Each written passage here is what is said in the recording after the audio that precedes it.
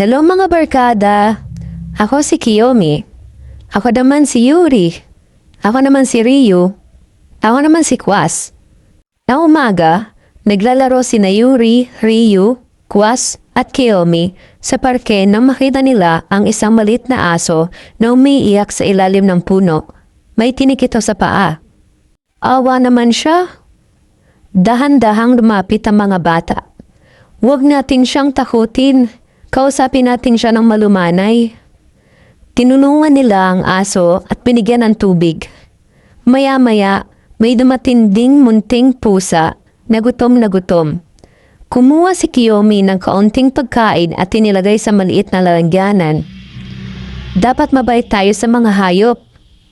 Nasasaktan din sila at natatakot tulad natin. Mula noon, araw-araw nilang dinadalaw ang aso at pusa. Hindi nila ito sinisigawan, hindi hinahabol at hindi sinasaktan. Sa halip, inaalagaan nila ito ng may lambing. Masayang kumaway si Yuri at sinabing, kapag mabait tayo sa hayop, nagiging kaibigan natin sila.